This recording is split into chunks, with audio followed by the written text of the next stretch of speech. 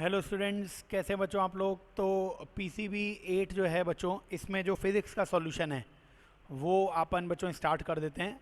और देख लीजिए, क्वेश्चन पेपर आपको ये डिस्क्रिप्शन में मिल ही जाएगा, हिंदी इंग्लिश में। सॉल्व कीजिए साथ में क्वेश्चन और कोशिश कीजिए कि आपकी परफॉर्मेंस इंक्रीज़ हो पाए। आओ बच्चों, पहला क्वेश्चन देखते हैं अपन। तो फर्स्ट क्वेश्चन अगर आप देखोगे, फर्स्ट क्वेश्चन में बोला है पार्टिकल मूव कर रहा है स्ट्रेट लाइन में। एक पॉइंट P दे रखा है। P पॉइंट क्या दे रखा है? 2,3,5 है ना, 2i 3j 5k। और Q पॉइंट दे रखा है 3,4,5।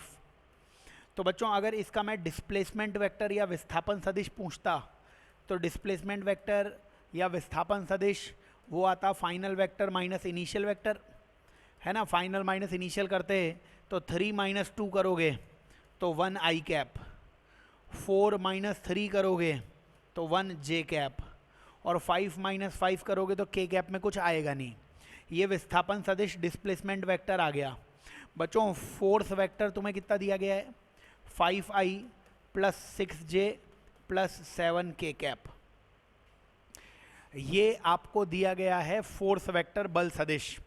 आपसे कार्य पूछा हुआ है तो वर्क का फॉर्मूला F डॉट एस आ जाएगा बच्चों। और F डॉट एस में I के नंबर को I के नंबर से मल्टीप्लाई करो। I 1 है, इधर I 5 है, तो 1 से 1 को मल्टीप्लाई किया 5 आ जाएगा। फिर J को J से मल्टीप्लाई करोगे प्लस 6 आ जाएगा। और 6 और 5 बच्चों कितना आ जाएगा? 11। तो सेकंड इस फर्स्ट क्वेश्चन का आंसर आ जाएगा। वर्क या कार्य कितना आ जाएगा?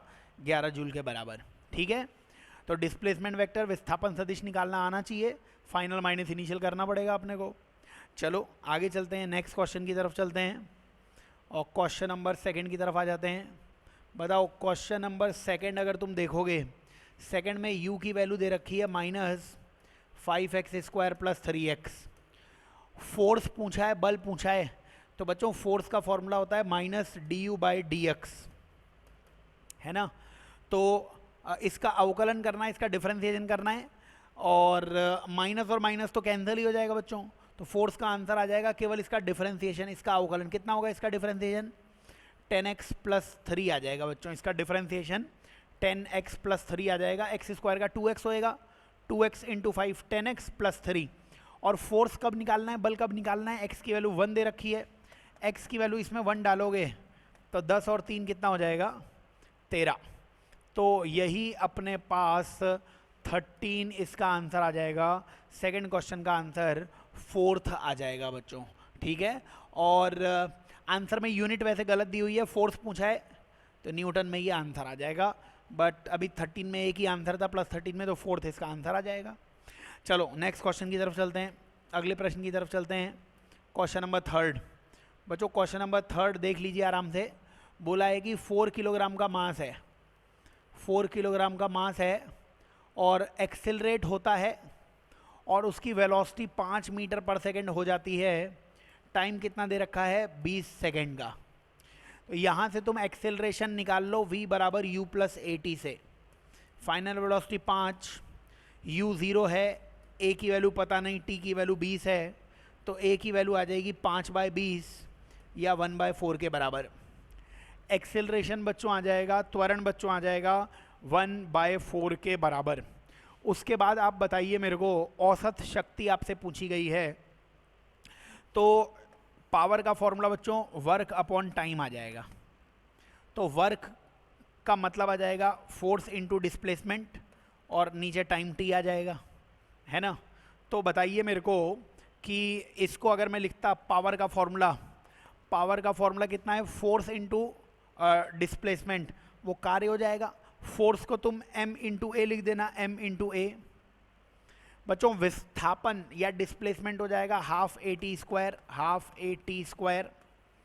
और नीचे टाइम t, वो टाइम t आ ही जाएगा।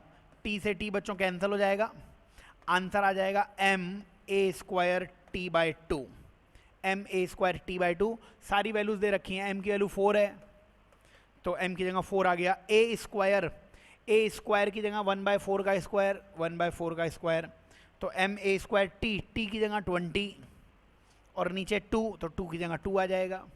तो बच्चों इस 2 से ये 2 कैंसिल हो जाएगा, इस 4 से ये 4 कैंसिल हो जाएगा, ऊपर बचा 10, नीचे बचा 4, 10/4 मतलब 2.5, 2.5 मतलब थर्ड इस क्वेश्चन का आंसर आ जाएगा।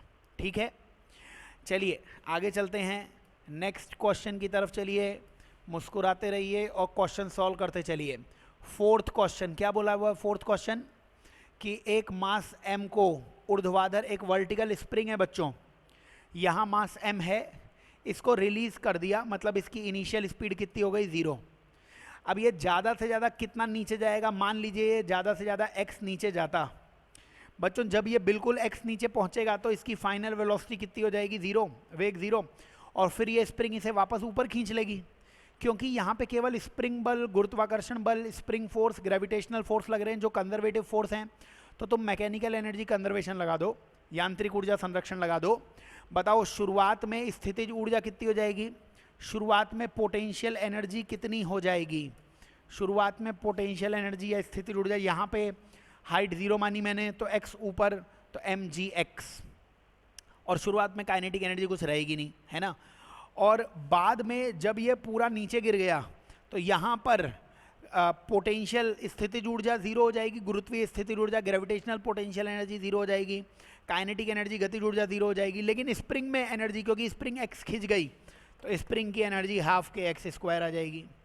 बच्चों इस x से ये x कैंसिल हो जाएगा और यहाँ से x की वैल्यू आ जाएगी 2mg/k, यानी थर्ड, फोर्थ का आंसर क्या आ जाएगा?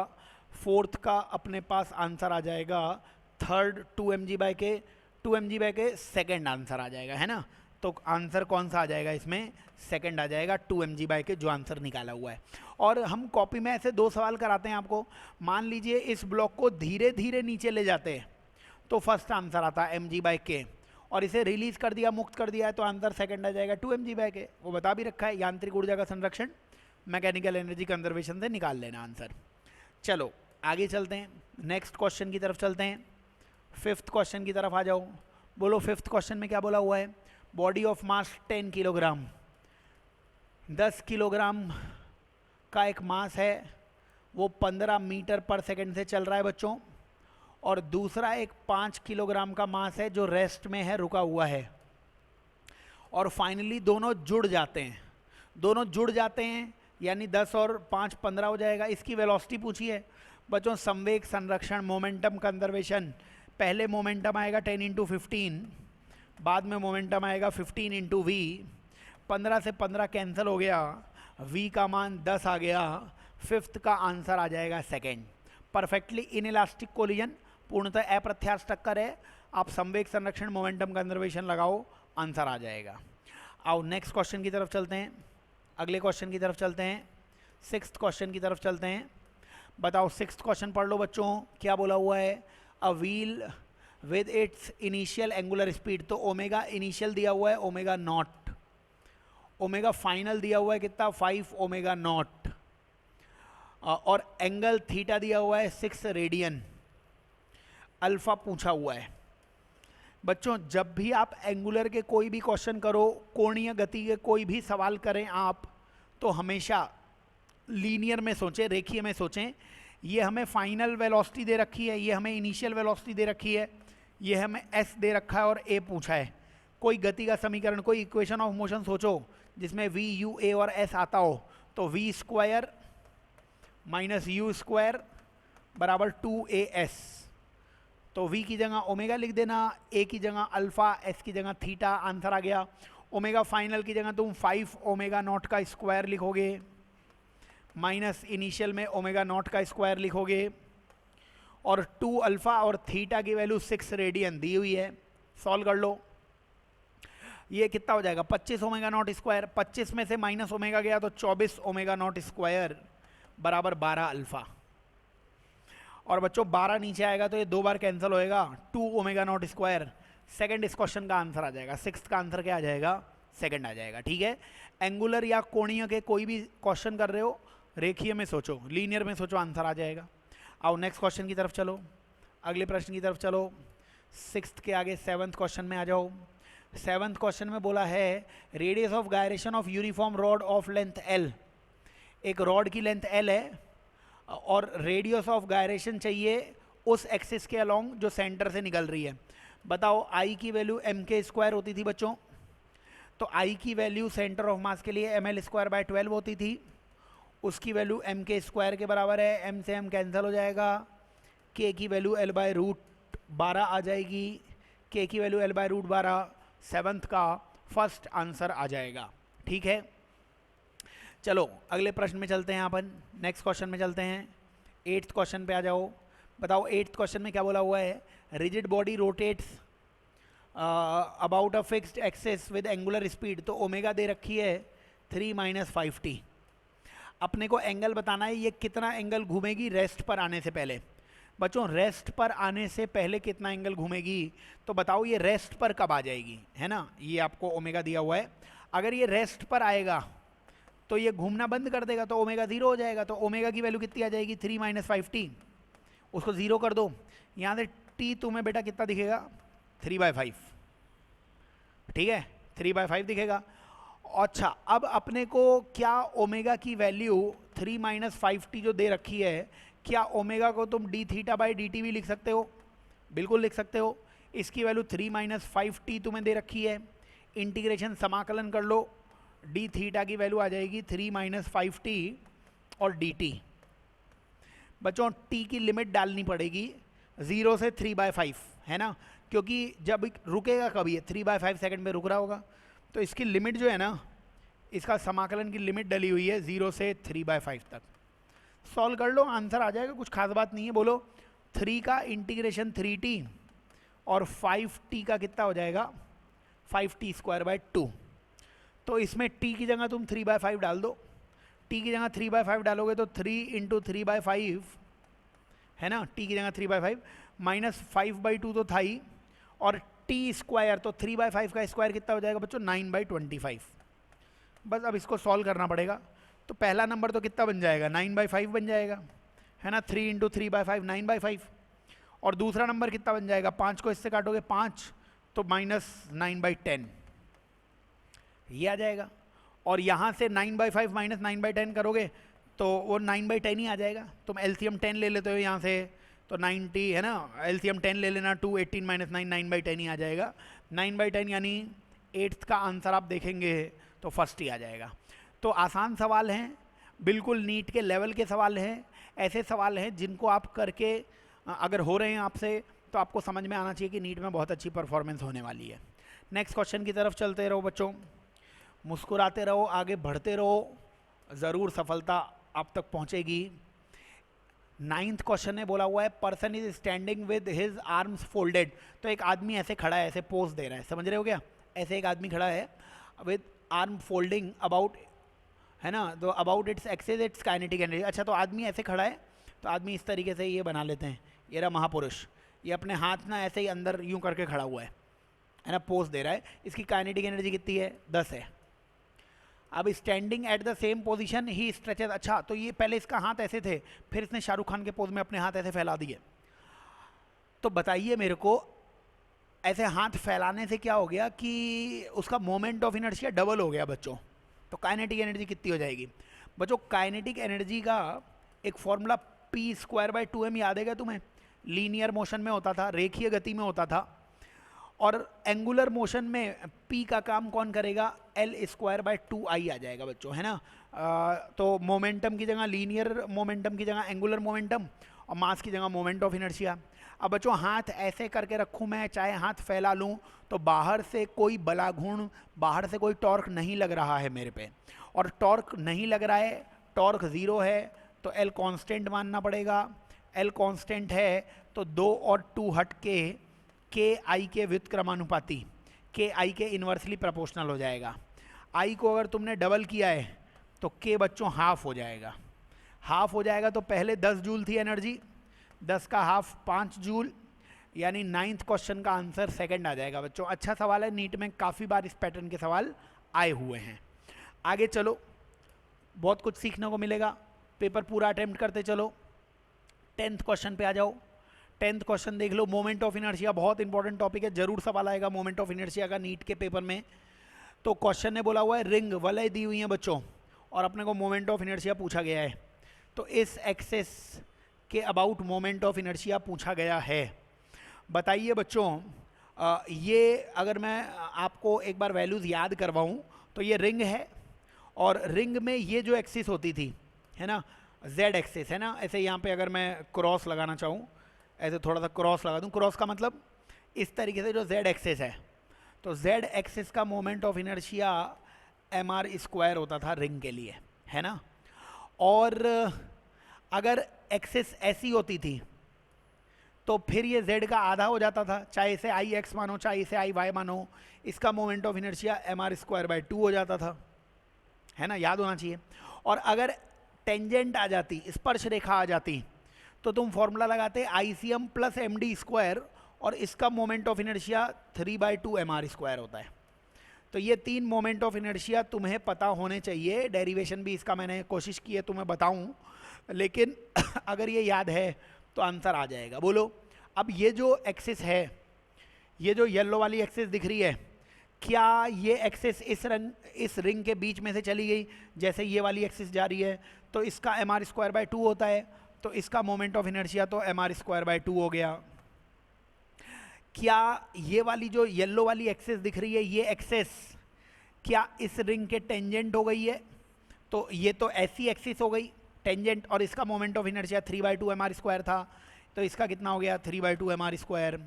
और क्या ये वाली एक्सिस इस दूसरे रिंग के भी टेंजेंशियल है, स्पर्श रेखीय है, तो इसका भी अभी समझाया 3/2 एम आर स्क्वायर। तो बच्चों तीनों को ऐड कर दो, 3/2 3/2 6/2, 6/2 में 1/2 ऐड करोगे 7/2, 7/2 एम आर स्क्वायर, 10th का 4th आंसर आ जाएगा। सारे मोमेंट ऑफ इनर्शिया जोड़ने पड़ेंगे। चलो आगे चलते हैं, अगले प्रश्न में चलते हैं। तो बच्चों क्वेश्चंस देख लेना, और आपको आने चाहिए सारे जितने भी क्वेश्चंस यहाँ पे आ रहे हैं। 11th क्वेश्चन आप आराम से देख लो, क्या इस क्वेश्चन का आंसर आना चाहिए। 2 rings have their moment of inertia in ratio, तो I1/I2 बच्चों कितना दिया हुआ है 2/1, और उनके डायमीटर, उनके व्यास का रेशियो कितना दिया गया है 4/1। तो बताइए कि मास का रेशियो आना चाहिए ये सवाल। तो बताओ I1/I2 की वैल्यू 2/1 है, क्या I1 को m1r1 स्क्वायर m2r2 स्क्वायर बिल्कुल लिखा जा सकता है ना।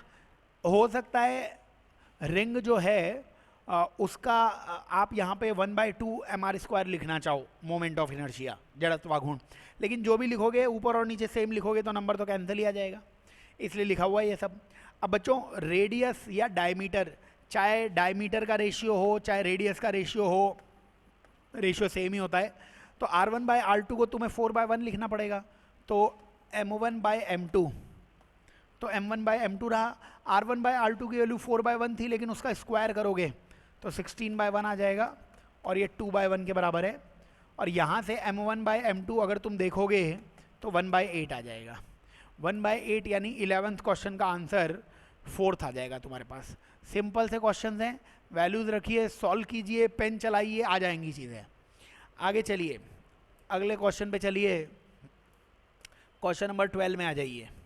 क्वेश्चन नंबर 12 में बोला हुआ है कि kinetic energy of rotation of body about an axis, kinetic energy 9 joule है, मोमेंट ऑफ इनर्शिया 2 दे रखा है बच्चों आपको, frequency of rotation of body पूछी हुई है, के की वैल्यू होती है बच्चों हाफ आई ओमेगा स्क्वायर, के 9 है, हाफ आई की वैल्यू 2 ओमेगा स्क्वायर, तो यहाँ से 2 से 2 कैंसिल, ओमेगा की वैल्यू 9, ओमेगा को तुम 2πf भी लिख सकते हो बच्चों। अच्छा ओमेगा स्क्वायर 9 आया है, ओमेगा स्क्वायर 9 मतलब ओमेगा की वैल्यू कितनी आ जाएगी 3, तो यहाँ पे ओमेगा स्क्वायर अगर 9 है तो ओमेगा की वैल्यू 3 आ जाएगी, यहाँ पे 3 लिख लेना, आंसर भी आ जाएगा। तो ओमेगा की जगह हमने 3 लिख लिया, और ओमेगा 2πf के बराबर भी होता है, f की वैल्यू कितनी हो जाएगी 3/2π, 3/2π, 12th का आंसर सेकंड आ जाएगा। ठीक है, आने चाहिए ये सब क्वेश्चंस। आगे चलो, अगले प्रश्न में चलो, क्वेश्चन नंबर 13 में आ जाओ। क्वेश्चन नंबर 13 थियोरेटिकल क्वेश्चन दिख रहा है, कोई न्यूमेरिकल वैल्यूज तो इसमें दिख नहीं रही है मेरे को। बताओ क्या बोला हुआ है, which of the following quantities always remains constant when net torque is 0। बच्चों आप एनएलएम याद कीजिए, एफ की वैल्यू होती थी dp/dt, न्यूटन सेकेंड लॉ। अगर हम बोलते थे फोर्स को 0 बनाना है तो मोमेंटम कांस्टेंट होगा, कांस्टेंट का डिफरेंशिएशन 0। ऐसे ही रोटेशन में फोर्स का काम टॉर्क करता है और P का काम L एंगुलर मोमेंटम करता है। यानी जब टॉर्क 0 होता है तो एंगुलर मोमेंटम कांस्टेंट होता है, तो टॉर्क 0 है तो एंगुलर मोमेंटम कांस्टेंट रहेगा। 13th का सेकंड आंसर आ जाएगा। ठीक है, आगे चलिए नेक्स्ट क्वेश्चन में चलिए। Question number 14th, question number 14th में बोला हुआ है रोलिंग विदाउट स्लिपिंग। बच्चों रोलिंग विदाउट स्लिपिंग मतलब प्योर रोलिंग हो रही है। प्योर रोलिंग मतलब शुद्ध लोटनी गति हो रही है। उसका मतलब आपको समझ में आना चाहिए कि अगर ये रिंग है तो प्योर रोलिंग के वक्त सबसे नीचे वाले पॉइंट की वेलोसिटी 0 होती है, बीच वाले पॉइंट की वेलोसिटी, सेंटर ऑफ मास की वेलोसिटी v होती है, हाईएस्ट पॉइंट की वेलोसिटी 2v होती है। इसने आपसे यही पूछा है रेशियो ऑफ सेंटर ऑफ मास, तो सेंटर ऑफ मास की वेलोसिटी v, हाईएस्ट पॉइंट की वेलोसिटी 2v, तो रेशियो आ गया 1:2, यानी 14th का आंसर क्या आ गया? थर्ड। 14th क्वेश्चन का आंसर थर्ड आ जाएगा। अब ये v2v आता कैसे, अगर मैं थोड़ा सा बताना चाहूँ आपको तो बताइए, ये ऑब्जेक्ट चल रहा होगा v से, तो हर पॉइंट आगे चलेगा v से, हर पॉइंट आगे चलेगा v से, हर पॉइंट आगे चलेगा v से।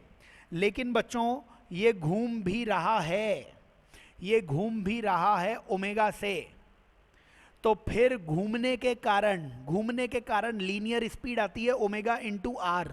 तो इस पॉइंट की स्पीड ओमेगा इंटू आर पीछे की तरफ, इस पॉइंट की स्पीड ओमेगा इंटू आर आगे की तरफ, और ओमेगा आर और v बराबर होगा क्योंकि प्योर रोलिंग है।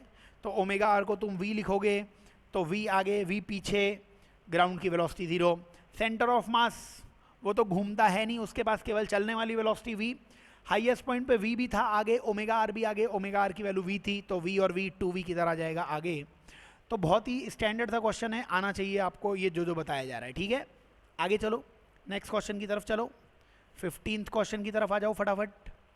बताओ 15th क्वेश्चन में बोला हुआ है एक stone of mass 20 gram falling from height 2 kilometre hits the ground with speed 200 metre per second.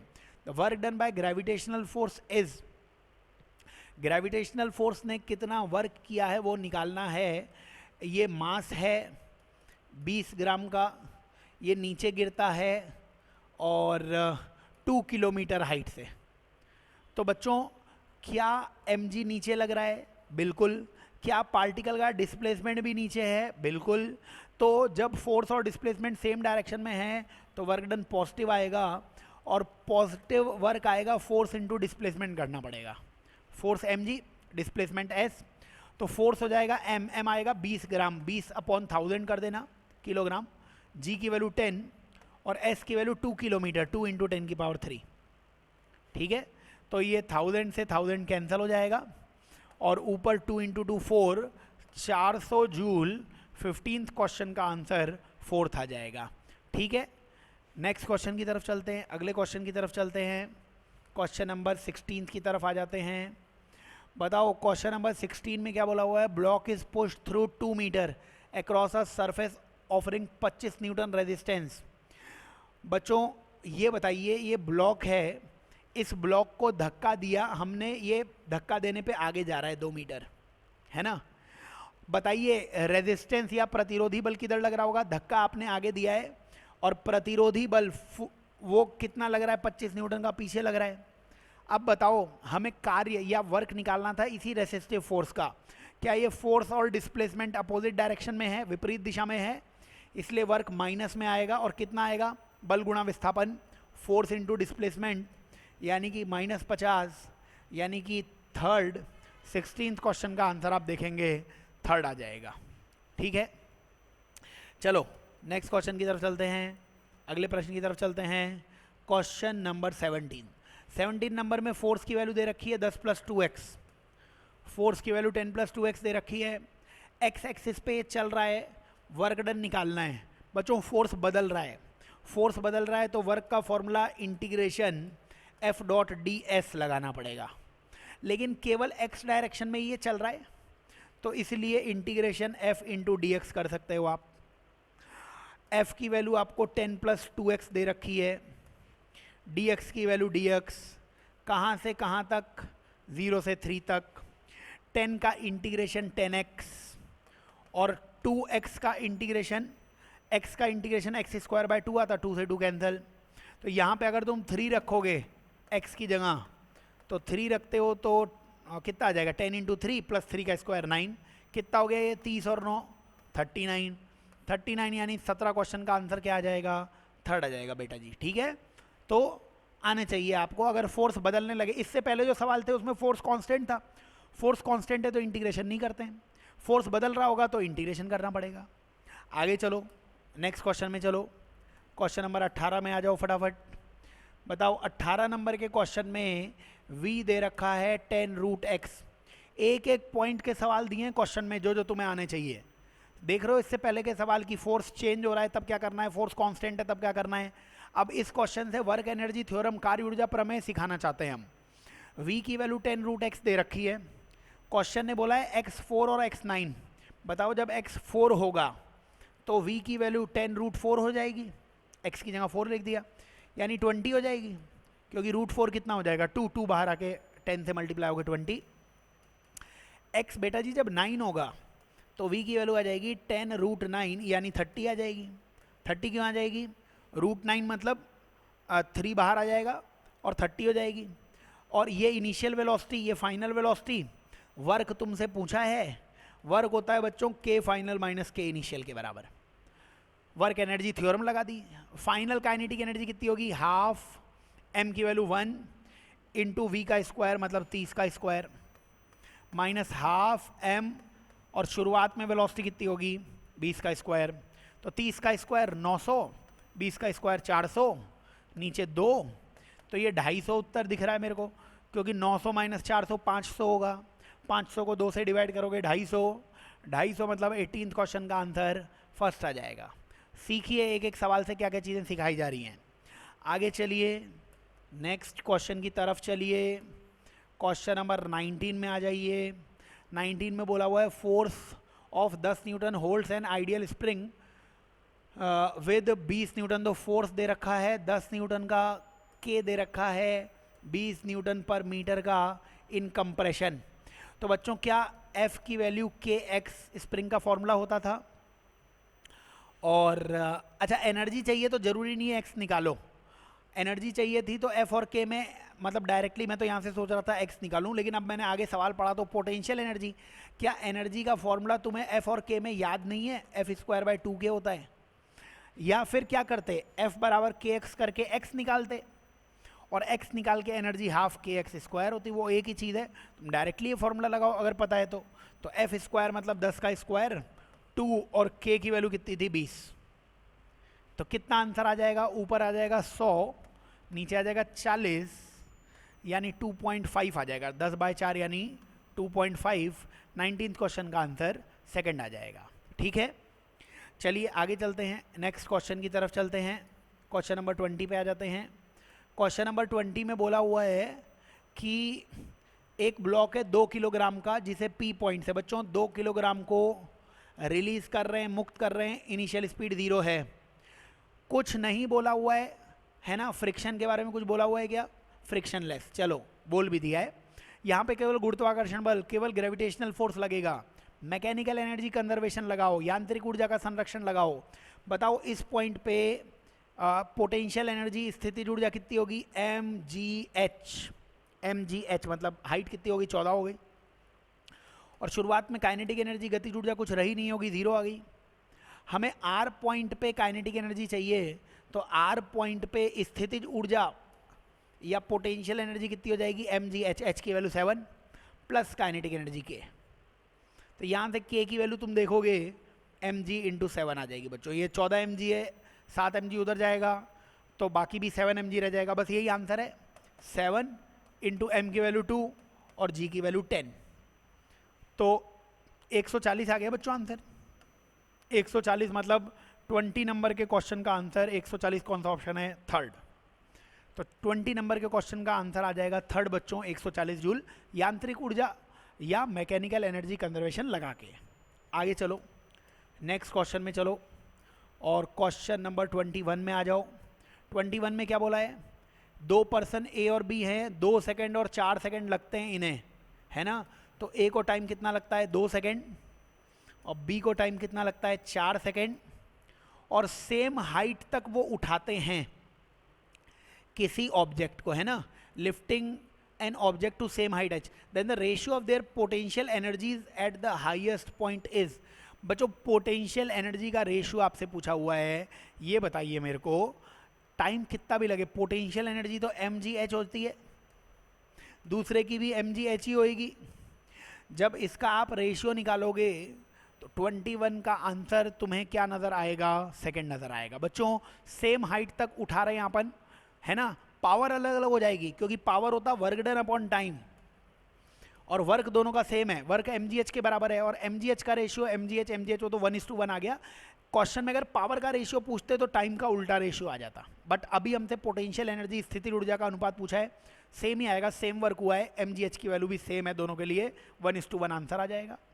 आगे चलो नेक्स्ट क्वेश्चन पे चलो, 22 नंबर के क्वेश्चन पे आ जाओ। 22 नंबर का क्वेश्चन देखो क्या बोला हुआ है कि ब्लॉक ऑफ मास 0.1 किलोग्राम है, स्प्रिंग कांस्टेंट 400 न्यूटन पर मीटर है, और x0 से x1 10 मिलीमीटर तक खींचने में block of 0.1 is attach to spring. अच्छा, तो स्प्रिंग को खींचने में वर्क डन पूछा हुआ है।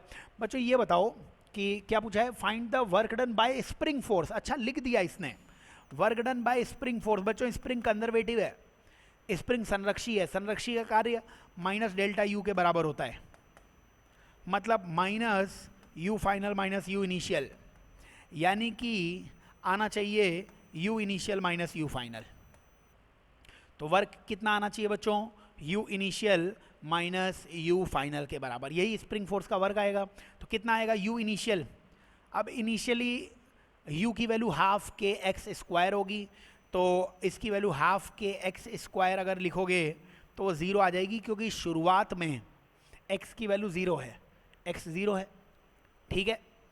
और बताइए फाइनली तो ये ज़ीरो माइनस हाफ, यू की वैल्यू हाफ के एक्स स्क्वायर, हाफ के की वैल्यू 400 इंटू एक्स स्क्वायर, तो 10 इंटू 10 की पावर माइनस 3 का स्क्वायर, है ना, 10 मिलीमीटर का स्क्वायर, तो कितना आ जाएगा ये 200, 400 अपॉन 2 कितना हुआ 200, और ये 10 की पावर माइनस 2 का स्क्वायर कितना होगा, 10 की पावर माइनस 2 का स्क्वायर 10 की पावर माइनस 4, तो आंसर कितना आ जाएगा यहाँ से 2 इंटू 10 की पावर माइनस 2 जूल, 2 इंटू 10 की पावर माइनस 2 जूल, तो 22वें का आंसर पहला आ जाएगा बच्चों। लेकिन ये आंसर माइनस में आना चाहिए था, देखो अब माइनस में तो कोई आंसर दिया नहीं है इसने, इसीलिए मैं फर्स्ट आंसर बोल रहा हूँ, वरना आंसर माइनस में आएगा। स्प्रिंग जो वर्क करेगी ना वो नेगेटिव आएगा, और तुम समझो भी क्यों नेगेटिव आएगा, ये तो मैं फॉर्मूले से बता रहा हूँ। आप ये बताओ, ये स्प्रिंग थी, अब बताओ स्प्रिंग को खींचोगे अगर आप आगे, तो आपने एक्सटर्नल फोर्स बाहरी बल तो आगे लगाया, लेकिन स्प्रिंग का फोर्स किधर लगेगा, स्प्रिंग तो फोर्स पीछे लगाएगी, तो स्प्रिंग का फोर्स है पीछे, लेकिन स्प्रिंग का डिस्प्लेसमेंट या विस्थापन किधर है, आगे, तो स्प्रिंग का फोर्स पीछे है, डिस्प्लेसमेंट या विस्थापन आगे है, तो स्प्रिंग का वर्क माइनस ही आना चाहिए था। तो माइनस में मेरे को पहले ही पता था, कोई ऑप्शन तो दिया नहीं हुआ है, इसलिए मैग्नीट्यूड या परिमाण जो दिख रहा है फर्स्ट इसका आंसर कह दिया जाएगा, ठीक है। अगर प्लस माइनस दोनों आंसर होते तो माइनस वाला ज़्यादा सही होता, वही आंसर आता। आओ नेक्स्ट क्वेश्चन की तरफ चलो, अगले प्रश्न की तरफ चलो, 23वें नंबर पे आ जाओ।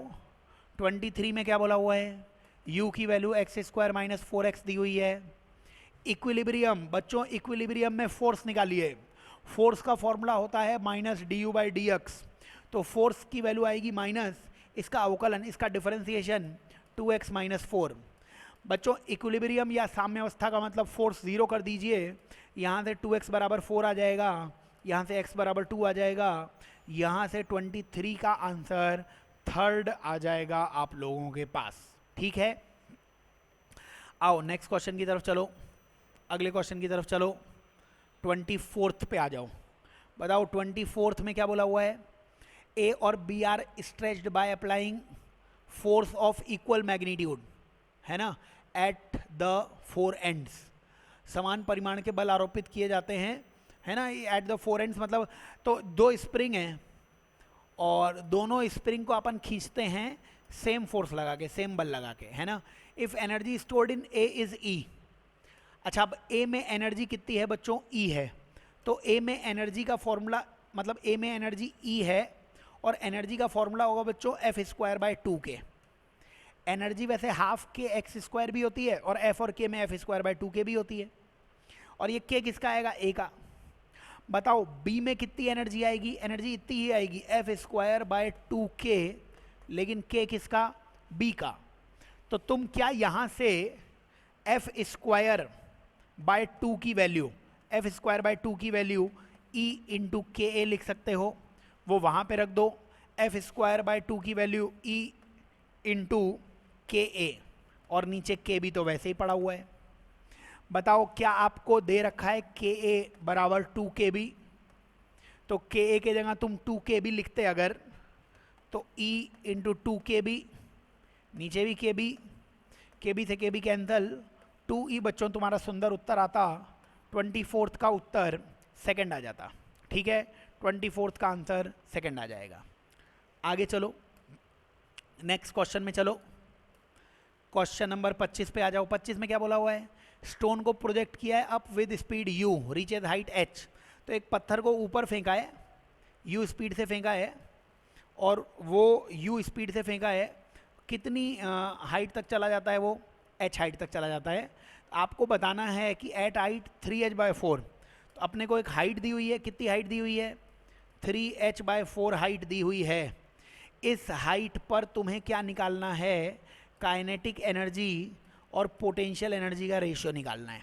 चलो ये बताओ बच्चों मेरे को, हाईएस्ट पॉइंट पे एनर्जी होगी mgh, क्योंकि काइनेटिक एनर्जी तो बचेगी नहीं, केवल पोटेंशियल रहेगी। तो यहाँ पे एनर्जी कितनी रहेगी, mgh रहेगी।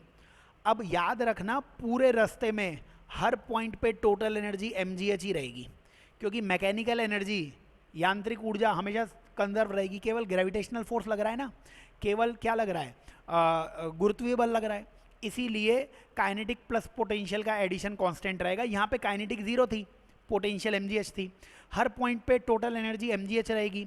तो बताओ इस पॉइंट पे, जिस पॉइंट की आपसे बात की जा रही है, इस पॉइंट पे पोटेंशियल एनर्जी mgh हो जाएगी कि नहीं हो जाएगी। h की वैल्यू कितनी है, 3h/4। ठीक है, तो पोटेंशियल एनर्जी कितनी हो जाएगी, इतनी ऊंचाई पे mgh की वैल्यू ये आ गई। लेकिन बच्चों यहाँ पे काइनेटिक एनर्जी होनी पड़ेगी mgh/4। क्यों होनी पड़ेगी सर, क्योंकि काइनेटिक प्लस पोटेंशियल हमेशा कितनी होनी चाहिए, mgh, क्योंकि कंजर्वेटिव फोर्स ग्रेविटेशनल फोर्स लग रहा है। काइनेटिक प्लस पोटेंशियल का एडिशन अगर किसी एक पॉइंट पे mgh है तो हर पॉइंट पे mgh होना चाहिए। तो मेरे को 3h/4 पे पोटेंशियल तो पता ही थी, ये 3/4 थी, तो दूसरी 1/4 होनी पड़ेगी। यहीं से इनका रेशियो निकाल लो भाई, आंसर आ गया। इनका रेशियो अगर तुम निकालते तो 1/3 आ जाएगा रेशियो। ये mgh/4 कैंसल, 1/3, 25th का आंसर तुम देखोगे थर्ड आ जाएगा, 25th का आंसर थर्ड आ जाएगा। ठीक है, चलिए आगे चलते हैं, नेक्स्ट क्वेश्चन में चलते हैं। कंसेप्ट देखते चलिए क्या क्या आपको आने चाहिए। 26वें नंबर के क्वेश्चन में बोला हुआ है, body falls on surface of coefficient restitution 0.6 from height 1 metre, then body rebounds.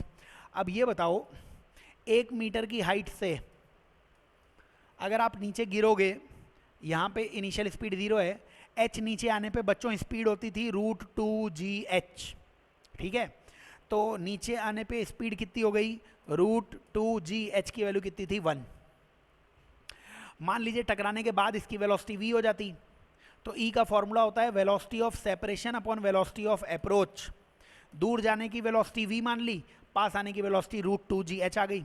तो बताइए ये अपने पास आंसर आ गया कि v कितना आ जाएगा, टकराने के बाद वेलोसिटी कितनी आ जाएगी, e√2g। वेलोसिटी कितनी आ जाएगी, e√2g, है ना।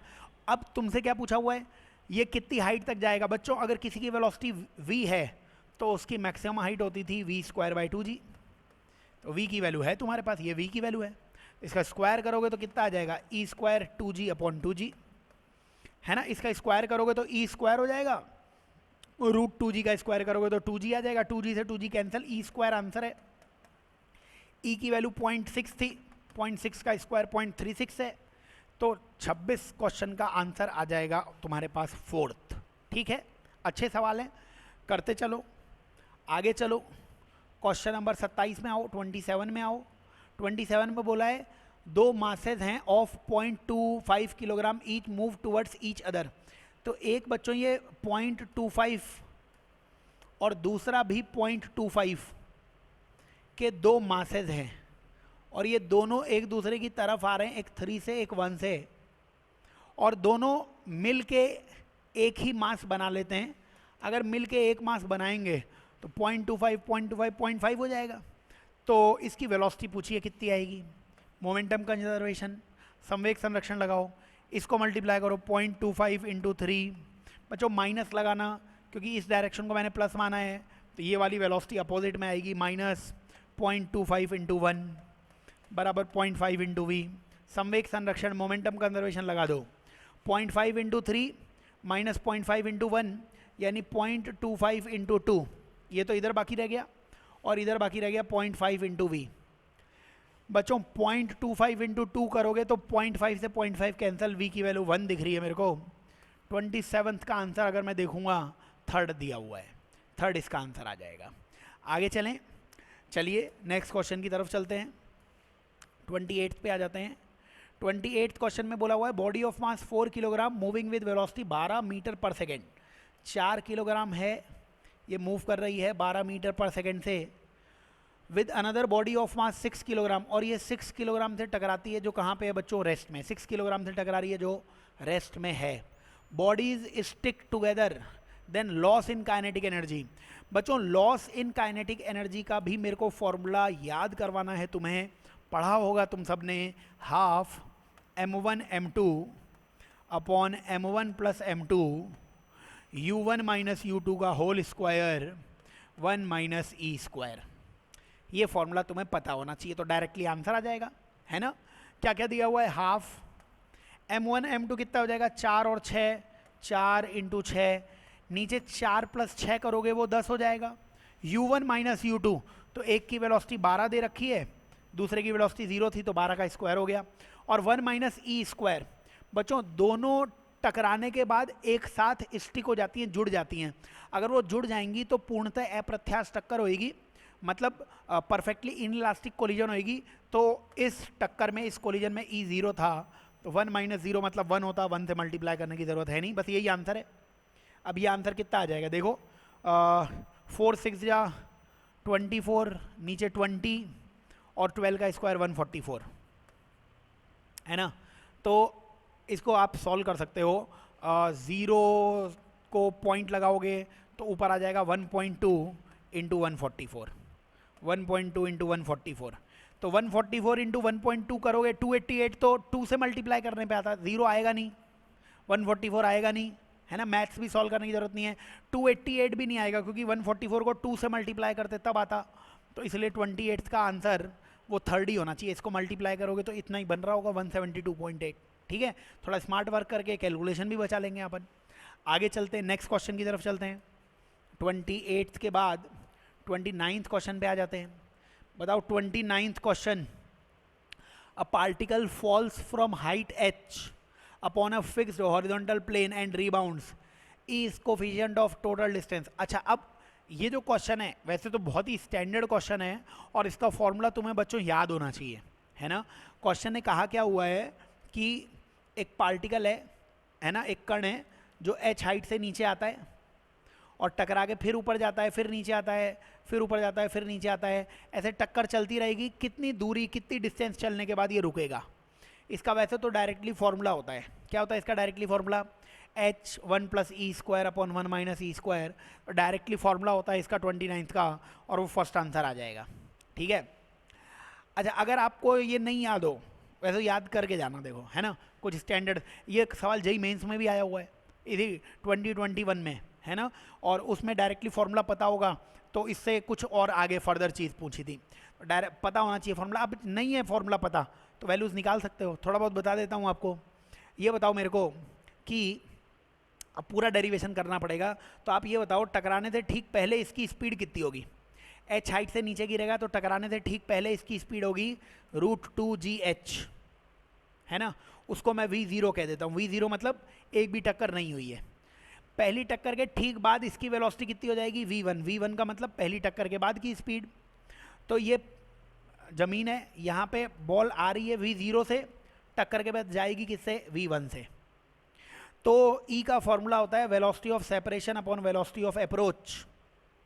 तो v1 की वैल्यू कितनी आ जाएगी यहाँ से, है ना, v1 की वैल्यू कितनी आ जाएगी, ई v0 के बराबर। ऐसे ही ये v1 से ऊपर जा रही है, तो जब नीचे आएगी तो वापस v1 से नीचे आएगी और टकरा के ऊपर जाएगी v2 से। तो दूसरी टक्कर जब होगी तो आएगी v1 से, जाएगी v2 से। तो E की वैल्यू कितनी आ जाएगी, वेलोसिटी ऑफ सेपरेशन, दूर जाने की वेलोसिटी v2, पास आने की v1। तो v2 की वैल्यू तुम देखोगे तो वो E v1 मिलेगी। v2 की वैल्यू कितनी मिलेगी, E v1, है ना, मल्टीप्लाई हो गया। लेकिन v1 खुद कितना था, E v0। तो E v0 को अगर तुम यहाँ पे रखोगे तो v2 की वैल्यू कितनी दिखेगी तुम्हें, E स्क्वायर v0। ठीक है, यहाँ से तुम्हें एक रिजल्ट पता लगेगा कि v1 है तो e की पावर 1 आती है, v2 है तो e की पावर 2 आती है, तो vn है तो e की पावर n इंटू v0, ये वेलोसिटी का एक रिजल्ट आएगा। ठीक है, अब तुम्हें तो हाइट पूछी थी, तो बताइए टोटल हाइट अगर मैं निकालता ht टोटल हाइट, तो कितना चलने के बाद ये रुकेगी, यही तो बताना है ना। तो ये सबसे पहले नीचे गिरेगी तो कितना चलेगी, h, तो h लिख लेना। टकराने के बाद मान लिया h1 ऊपर गई, h1 नीचे आई, तो h1 मतलब 2h1, h1 ऊपर गई, h1 नीचे आई, 2h1। फिर टकराने के बाद h2 ऊपर गई, h2 नीचे आई, तो 2h2। ऐसे ये चलती रहेगी। ठीक है, तो इसको सॉल्व कर लेते, h तो h रहेगा प्लस 2। बच्चों h1 का वैल्यू कितनी आएगी, हाइट का फॉर्मूला होता है v स्क्वायर बाई 2g, मतलब v1 स्क्वायर बाई 2g। ऐसे ही h2 कितना हो जाएगा, v2 स्क्वायर बाई 2g। तो देखिए h कॉमन है, मतलब सेम ही है, या फर्स्ट टर्म को h मान लीजिए, चलिए तो फर्स्ट टर्म h है, प्लस सारे 2 से 2 कैंसिल हो गया, 1/g कॉमन आया और ये आ गया v1 square, v2 square, v3 square, ऐसे चलता रहेगा। तो इसको सॉल्व कर लेना आप, सॉल्व भी थोड़ा बहुत बता देता हूँ, ये सब हटा देता हूँ। वैसे फॉर्मूला याद रहेगा तो ज़्यादा अच्छा है, समझ रहे हो क्या, तो इतनी सारी कैलकुलेशन नहीं करनी पड़ेगी। और फॉर्मूला नहीं याद है तो फिर ये सारी देख लो जो कैलकुलेशन मैं कर रहा हूँ, ये तुम्हें एग्ज़ाम में करनी पड़ेगी। इसलिए नीट के एग्ज़ाम में एडवाइस ये है कि आप बच्चों ये फॉर्मूला याद करके जाएं। अगर ये फॉर्मूला याद रहेगा तो तुम बड़ी ही आसानी से ये सब सवाल कर पाओगे। ठीक है, इसको मैं आगे सॉल्व कर देता हूँ। जो टोटल हाइट चली है वो आ गई है h प्लस 1/g। बताइए v1 का स्क्वायर, अब n की जगह 1 लिखोगे तो v1 की वैल्यू आती e v0, उसका स्क्वायर कर दोगे तो e स्क्वायर v0 स्क्वायर। अच्छा v2 लिखते तो n की जगह 2 लिखते तो e की पावर 2 आ जाती भाई, e की पावर 2 और v0 उसका स्क्वायर करते तो e की पावर 4 v0 स्क्वायर। 3 लिखते तो e की पावर 3 आती, उसका स्क्वायर e की पावर 6 और v0 का स्क्वायर। बस अब इसको सॉल्व कर सकते हो, ये आ गया h v0 square by g common आ गया है बच्चों, और अंदर बचा है e स्क्वायर प्लस e की पावर 4 प्लस e की पावर 6, जो gp है, ज्योमेट्रिकल प्रोग्रेशन है। आंसर आ गया इसका, h रहेगा। v0 का स्क्वायर शुरुआत में लिखवाया था, v0 कितना था बच्चों, √2gh था, तो v0 का स्क्वायर कितना हो जाएगा, 2gh। तो v0 बाई g कितना हो जाएगा, इसको अगर g से डिवाइड करोगे तो v0 बाई g की वैल्यू कितनी आ जाएगी, 2h, है ना। और अंदर इसका एडिशन आ जाएगा a/1 माइनस r, इसका एडिशन होता है a/1 माइनस r। a मतलब first number, 1 minus r, r मतलब वो नंबर जो बार बार मल्टीप्लाई हो रहा है, e स्क्वायर ही बार बार मल्टीप्लाई हो रहा है। अब तुम जैसे ही एलसीएम लोगे ना, यहाँ पे नीचे 1 माइनस ई स्क्वायर, ऊपर 1 प्लस ई स्क्वायर बन जाएगा। फर्स्ट इस क्वेश्चन का आंसर है जो डायरेक्टली तुम्हें बताया था। ठीक है, आओ चलते हैं नेक्स्ट क्वेश्चन की तरफ चलते हैं। क्वेश्चन नंबर 30 की तरफ आ जाते हैं बच्चों। बताओ क्वेश्चन नंबर 30 में क्या बोला हुआ है कि कोलिजन दिया हुआ है, इन इलास्टिक कोलिजन, और आपको रिलेशन पूछा हुआ है ये इन सब में। ठीक है, तो मेरे को ये बताओ, आप वेलोसिटी के कंपोनेंट कर लो। देखो इधर अपने को if a ball of mass m is inelastically then relation between theta and alpha. तो बच्चों आप ऐसे मान लो कि यहाँ पे ये v वेलोसिटी से पार्टिकल आ रहा है, v वेलोसिटी से, है ना। v से आएगा तो v का इधर कंपोनेंट अगर तुम देखोगे तो v cos थीटा और इधर आ जाएगा v sin थीटा। टकराने के बाद मान लो, अलग अलग कलर का इस्तेमाल कर लेता हूं ताकि अपने को समझ में आ जाए। टकराने के बाद मान लो ये u से जाता, टकराने के बाद u से जाता तो u का इधर कंपोनेंट आता बच्चों u साइन अल्फा और ऊपर कंपोनेंट आ जाता u cos alpha, u cos alpha. अब बच्चों x डायरेक्शन में, हॉरिजॉन्टल डायरेक्शन में कोई फोर्स नहीं लगेगा, मोमेंटम कंजर्व है क्योंकि टकराने के बाद नॉर्मल रिएक्शन ऊपर लगेगा। तो हॉरिजॉन्टल डायरेक्शन में मोमेंटम कंजर्व है। हॉरिजॉन्टल डायरेक्शन में mv साइन थीटा को तुम mu साइन अल्फा के बराबर लिख सकते हो, ठीक है। और E का फॉर्मूला होता है, E का फॉर्मूला क्या होता है? वेलोसिटी ऑफ सेपरेशन, दूर जाने की वेलोसिटी। क्या u cos अल्फा से पार्टिकल दूर जाएगा? हाँ, u cos अल्फा से पार्टिकल दूर जाएगा। पास आने की वेलोसिटी, वेलोसिटी ऑफ अप्रोच, क्या v cos थीटा से पार्टिकल पास आएगा? बिल्कुल पास आएगा। यहाँ से सारे आंसर्स निकाल लेंगे अपन। कैसे निकालेंगे आंसर? तो पहली इक्वेशन को एक बार मैं लिख लेता हूँ, ये कैंसिल हुआ। पहली इक्वेशन क्या लिखी हुई है? v साइन थीटा बराबर u साइन अल्फा। दूसरी इक्वेशन में बताइए, मैं अगर v cos थीटा को उधर ले जाता तो e v cos थीटा बराबर u cos अल्फा। ये मैंने फर्स्ट और सेकंड इक्वेशन लिखी है बच्चों। इनका रेशियो लेते ही आंसर दिख रहा है मेरे को। इनका अगर मैं रेशियो दोनों तरफ ले लूँ, u से u, v से v कैंसल, बताओ sine theta by cos theta कितना हो जाएगा? tan थीटा अपॉन e बराबर tan alpha. Sine by cos आ जाएगा तो कितना आ गया? tan थीटा बाय ई बराबर tan अल्फा, यानी कि 30th नंबर का आंसर फर्स्ट आ जाएगा। अच्छा सवाल है, आना चाहिए अपने को। आगे चलिए, नेक्स्ट क्वेश्चन में चलिए। 31 में आ जाओ।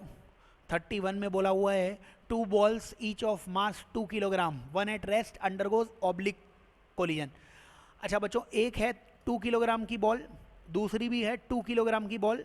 ऊपर नीचे क्यों बनाई है? ऑब्लिक कोलिजन है, त्रियक टक्कर है ना, इसलिए बना रखी है। मतलब टकराने के बाद 2 किलोग्राम और ये 2 किलोग्राम, ये जाने वाली है ऐसे। If the collision is perfectly elastic then angle between their velocities बच्चों 90 डिग्री होगा।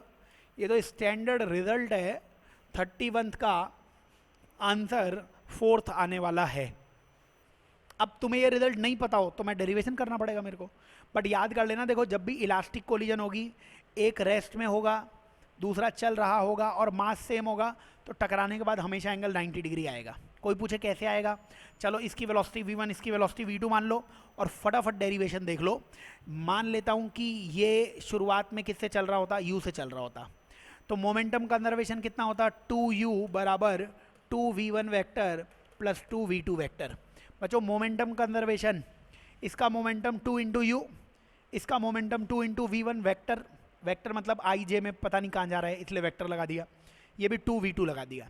यहाँ से u की वैल्यू आ गई v1 vector plus v2 vector के बराबर, ठीक है। स्क्वायर कर दो दोनों तरफ, u square equals to v1 square plus v2 square plus 2v1 dot v2 square कर दिया मैंने।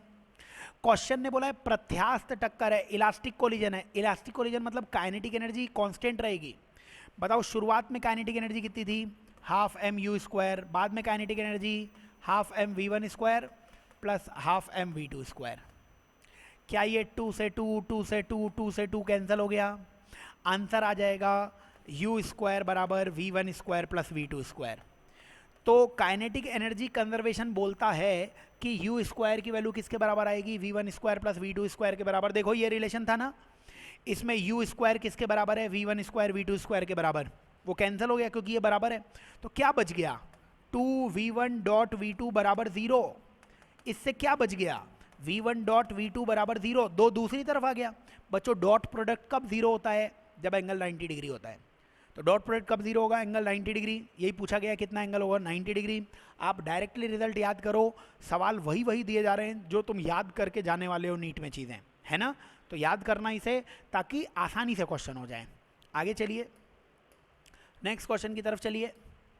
32 क्वेश्चन की तरफ चलिए। 32 में क्या बोला हुआ है कि आपको सेंटर ऑफ मास के कोऑर्डिनेट, बच्चों सेंटर ऑफ मास के कोऑर्डिनेट होते थे m1 r1 vector, m2 r2 vector, ऐसे m3 r3 वेक्टर, नीचे m1 प्लस m2 ये सब लगा सकते हो।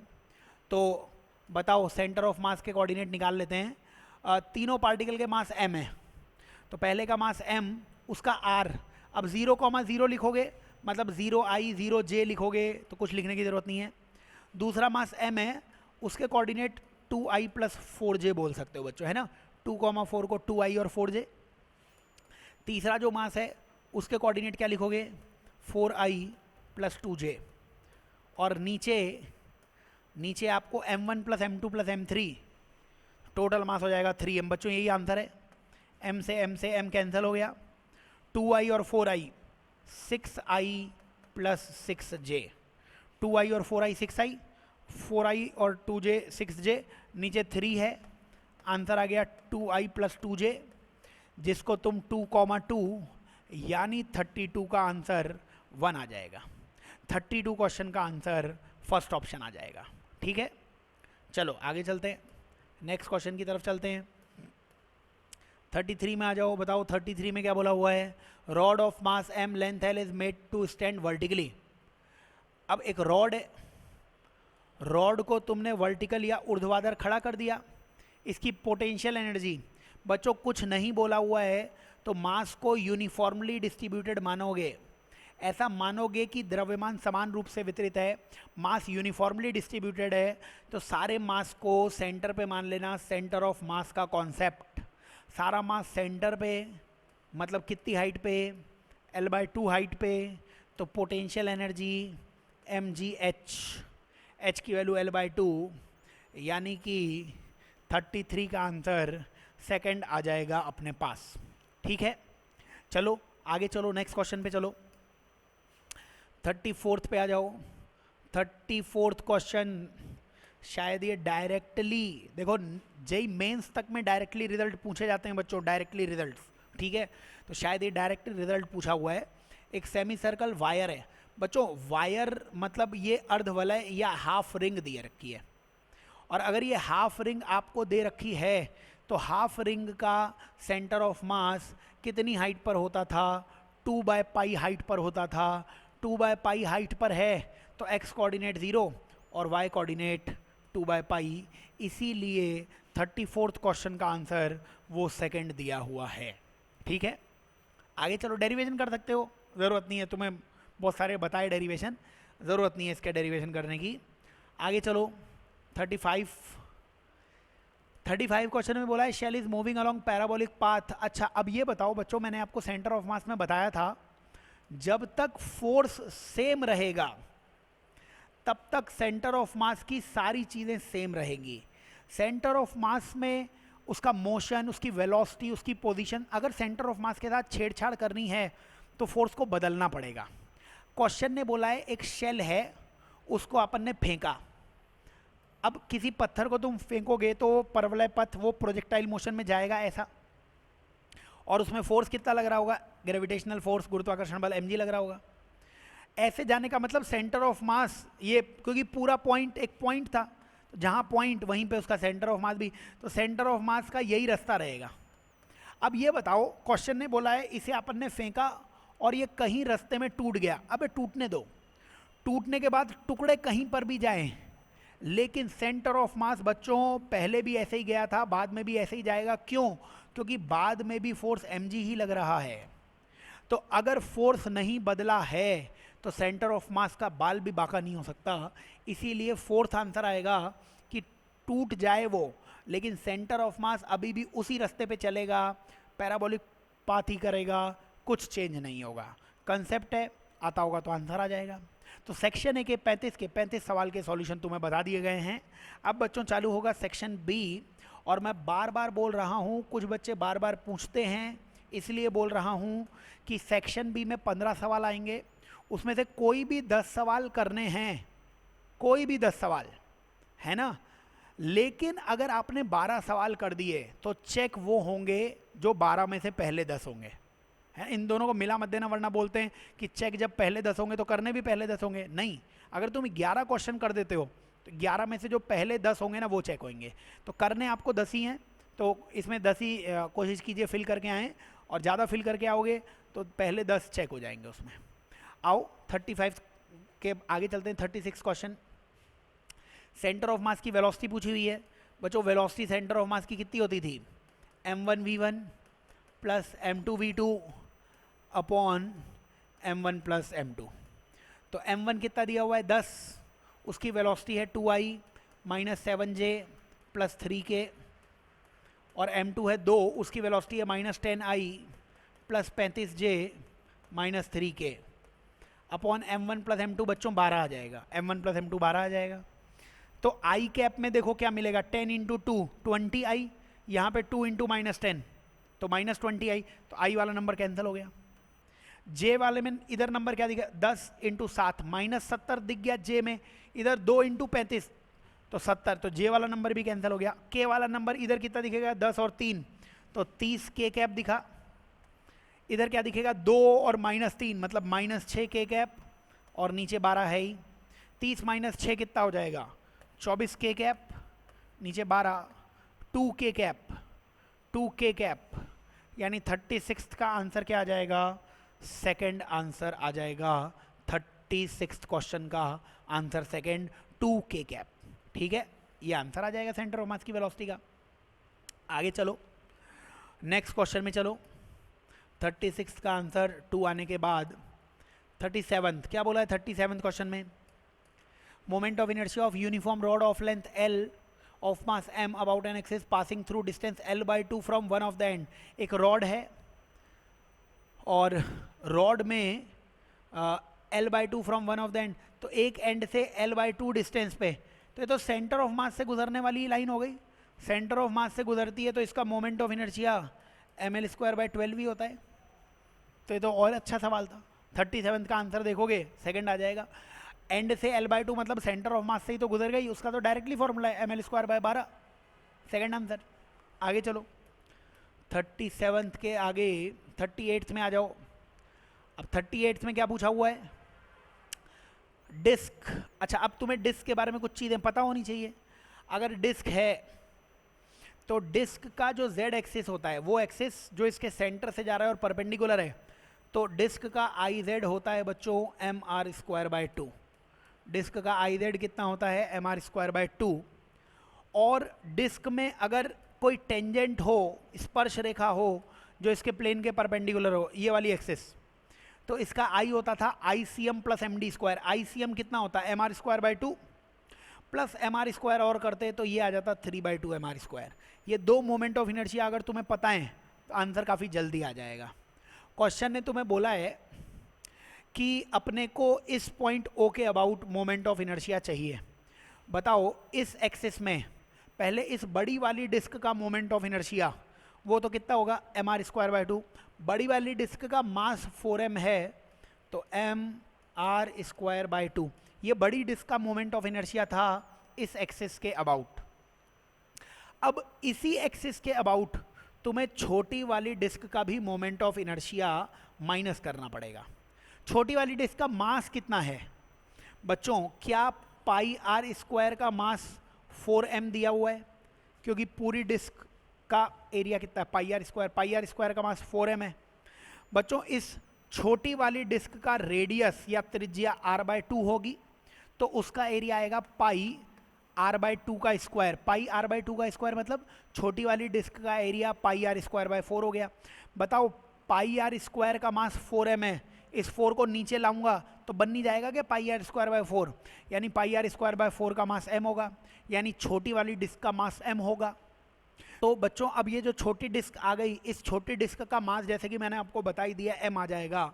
अब इस छोटी वाली डिस्क के लिए इसी एक्सिस के अबाउट मोमेंट ऑफ इनर्शिया देखोगे तो अभी बताया था टेंजेंट के लिए, स्पर्श रेखा के लिए मोमेंट ऑफ इनर्शिया हो जाएगा 3/2 mr²।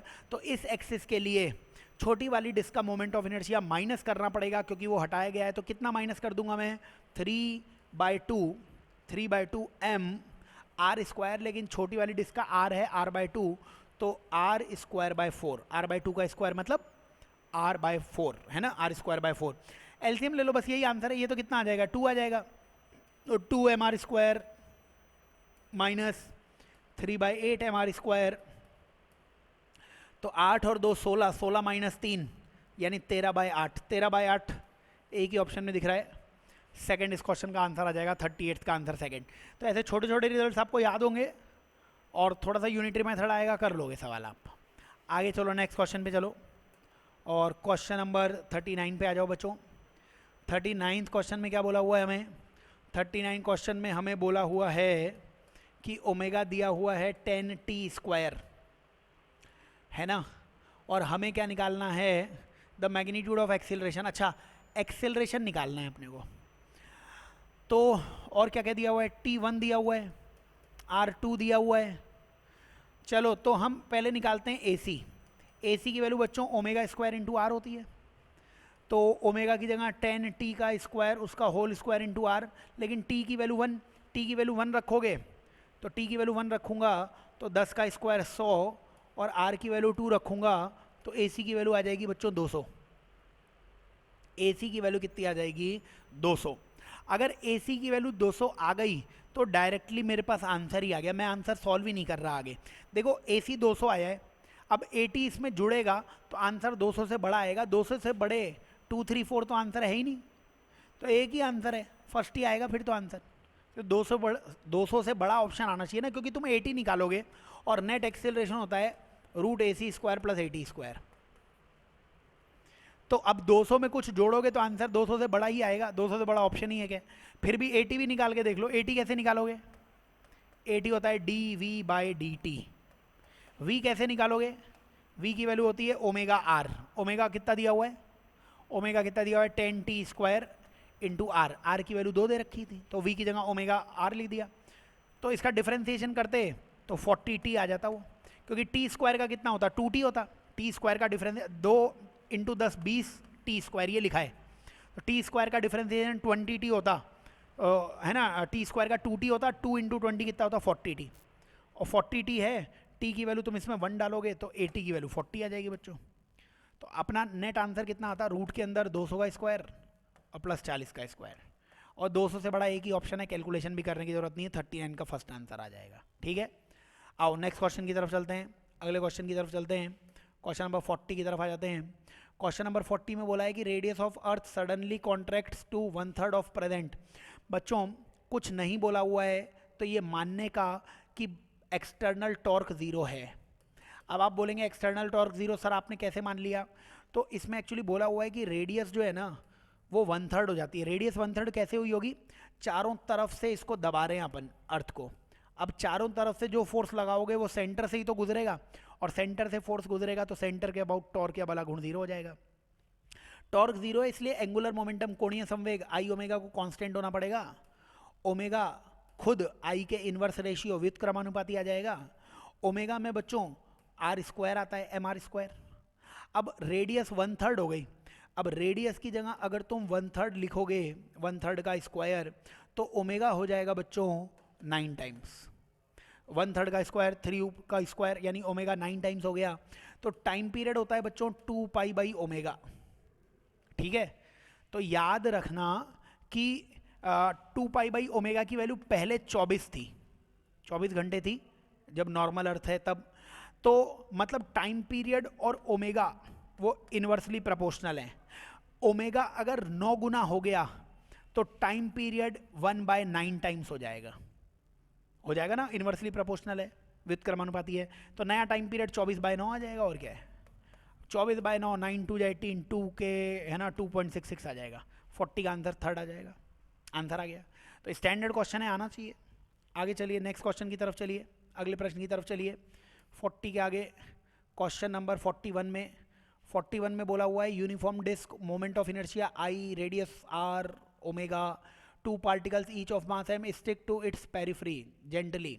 तो बच्चों एक डिस्क है, डिस्क पहले घूम रही थी किससे? ओमेगा से। बाद में इसी डिस्क में क्या हो गया, इसका मोमेंट ऑफ इनर्शिया आई दिया हुआ है, ये घूम रही थी ओमेगा से, और फिर इसके दोनों किनारों पर बिंदु द्रव्यमान पॉइंट मास m धीरे से रख दिए गए। धीरे से रखने का मतलब बाहर से कोई टॉर्क तुम्हें मानना नहीं है, और बाहर से कोई टॉर्क नहीं मानोगे तो एक बार फिर से तुम्हें क्वेश्चन में करना पड़ेगा एंगुलर मोमेंटम कंजर्वेशन। मतलब I1 ω1 = I2 ω2। Angular momentum conservation, कोणीय संवेग संरक्षण तुम्हें लगाना पड़ेगा। I1 ओमेगा 1 की वैल्यू I इंटू ओमेगा आ जाएगी बच्चों, I इंटू ओमेगा, ठीक है। और बाद में I2 कितना लिखोगे, देखो डिस्क का I तो I ही रहेगा बच्चों, लेकिन तुम्हें इन दोनों मासेस का भी I लिखना पड़ेगा। सेंटर के अबाउट, केंद्र के सापेक्ष तुम अगर इसका m निकालोगे तो ये डिस्टेंस r है, तो पॉइंट मास का moment of inertia mr square, इसका भी mr स्क्वायर, इसका भी mr स्क्वायर, तो 2mr स्क्वायर और जुड़ जाएगा। फाइनल ओमेगा 2 तुमसे पूछा गया है, कितना आ जाएगा final omega 2, I omega by I plus 2mr square, I omega upon I plus 2mr square. 41 का आंसर 1 आ जाएगा बच्चों, ठीक है। आगे चलिए नेक्स्ट क्वेश्चन की तरफ चलिए, 42 पे आ जाइए।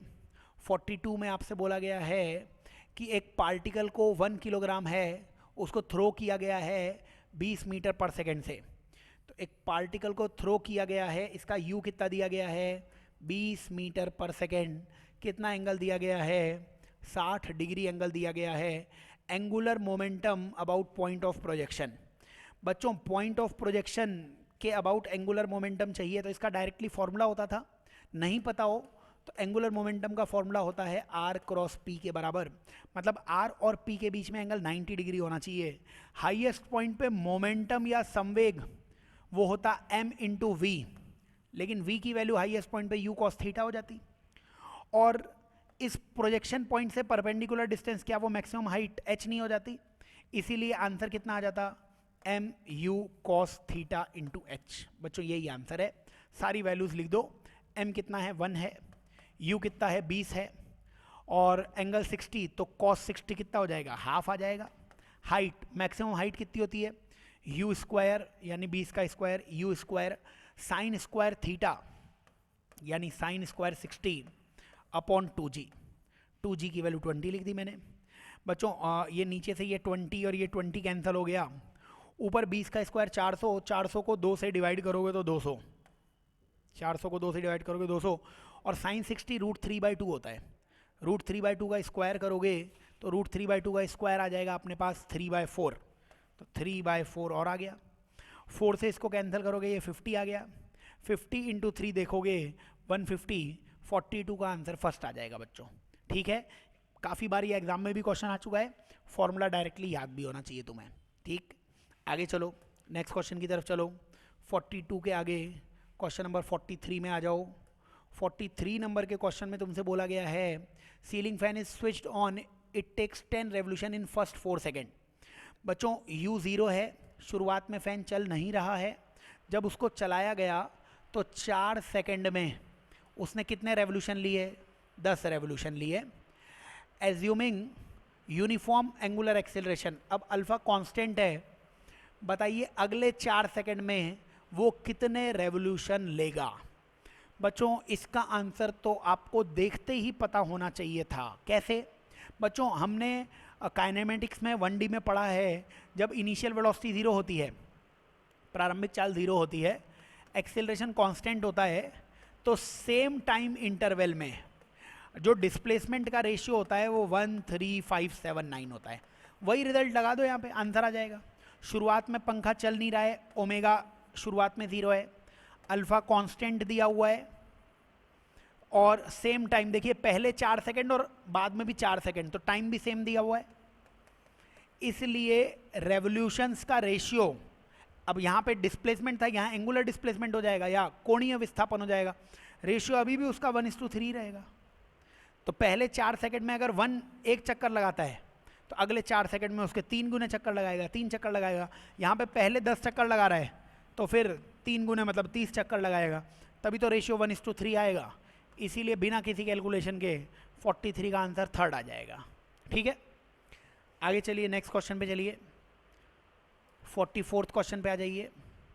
44th क्वेश्चन में बोला हुआ है body is projected from ground for horizontal range 100 metre. देखिए बॉडी को फेंकते हैं जिसकी रेंज कितनी दे रखी है बच्चों 100 मीटर के बराबर।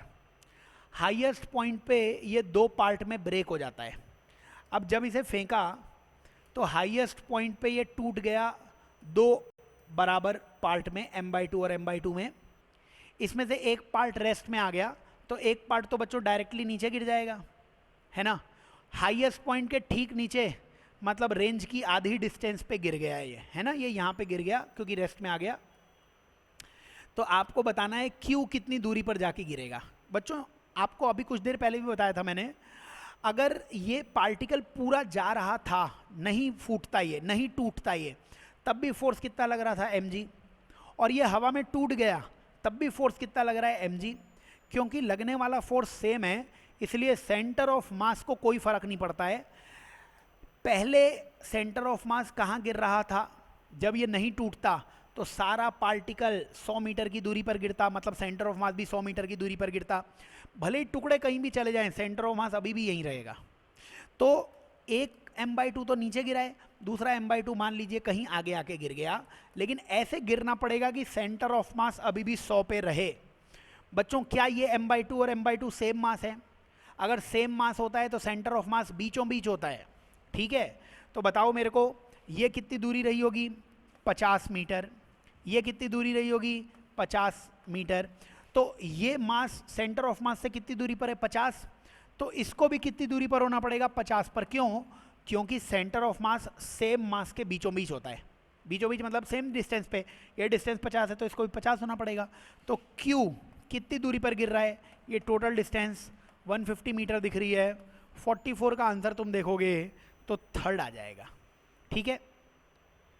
चलो नेक्स्ट क्वेश्चन की तरफ चलते हैं, अगले क्वेश्चन की तरफ चलते हैं। 45 क्वेश्चन की तरफ आ जाते हैं।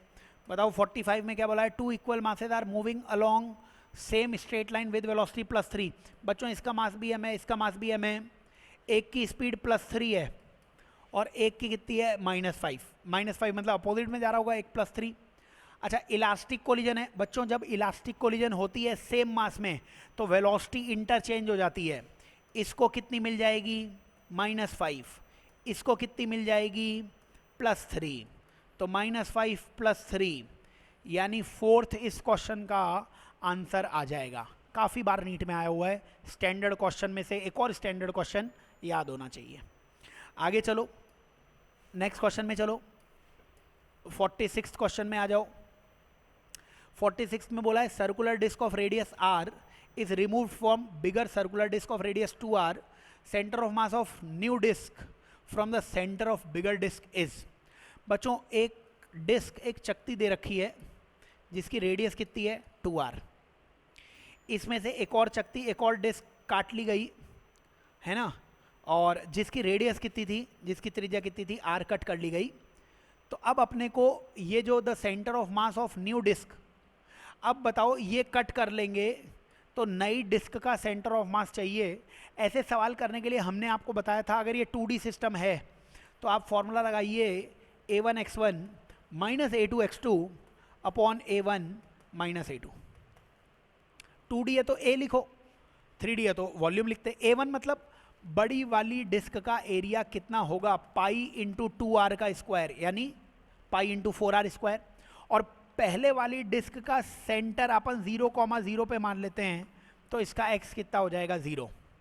ये जो छोटी वाली डिस्क है इसका एरिया a2 वो मानना पड़ेगा πr², और इसका सेंटर ऑफ मास बीचों बीच मानोगे यानी r डिस्टेंस पे मानोगे तो इसके x की वैल्यू बेटा जी कितनी आ जाएगी? r।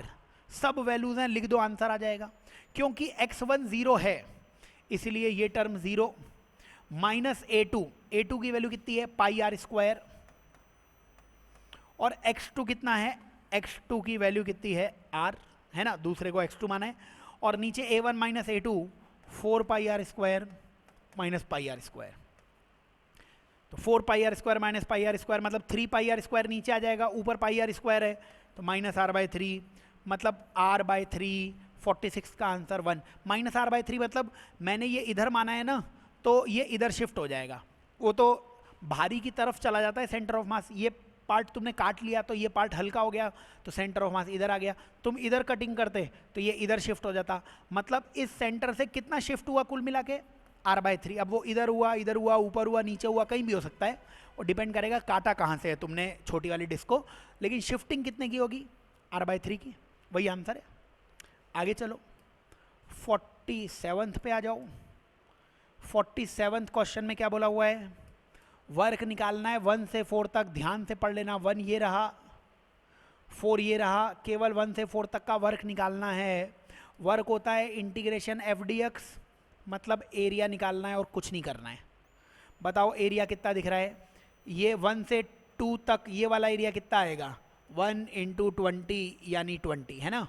1 से 2 तक 1 और ऊंचाई या हाइट 20, 1 इंटू 20।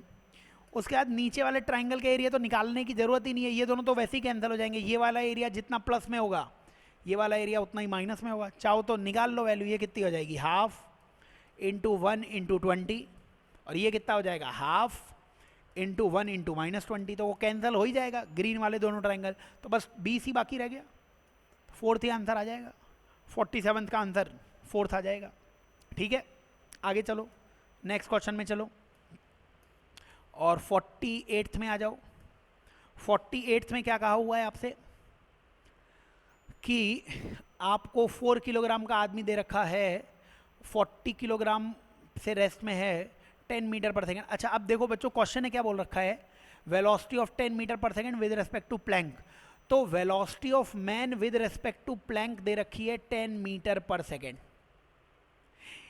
है ना। इसमें अब चाहो तो आई जे के का इस्तेमाल कर लो अगर तुम्हें बहुत ज़्यादा कन्फ्यूजन हो तो। ये डायरेक्शन आई कैप होती है, ये डायरेक्शन माइनस आई कैप होती है, या केवल प्लस माइनस लगा लो। ये velocity of man with respect to plank दे रखी है, मतलब V M minus V P, इसकी वैल्यू कितनी दे रखी है? 10, वो भी आई कैप, है ना, आगे की तरफ 10 आई कैप। तो मैन की वेलोसिटी कितनी आ जाएगी बच्चों?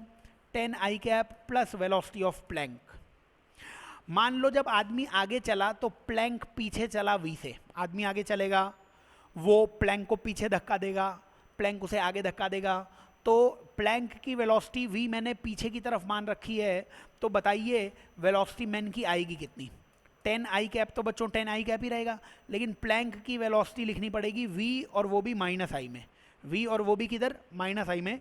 तो मैन की वेलोसिटी कितनी आएगी? मैन की वेलोसिटी आ जाएगी 10 माइनस वी आई कैप में, है ना, 10 माइनस वी, वो भी आई कैप में। तो पहले हमने मैन की स्पीड निकाल ली ग्राउंड के रेस्पेक्ट में। देखो बाहर से कोई फोर्स लग नहीं रहा है, तो मैंने कई बार ऐसे क्वेश्चन बताए हैं आपको, बाहर से कोई फोर्स नहीं लग रहा है तो इक्वेशन होती थी बच्चों m1 delta x1 plus m2 delta x2 बराबर 0। इसको डिफरेंशिएट करते, अवकलन करते, तो m1 delta v1 m2 delta v2 बराबर 0, है ना। डेल्टा मतलब आपको वेलोसिटी लिखनी पड़ेगी मैन की। तो यहाँ पे अपन ने ये 0 तो 0 ही रहेगा। आप मेरे को ये बता दो कि इसमें वैल्यूज लिख लो। m1 मैं मैन को मान लेता, तो मैन का मास कितना था?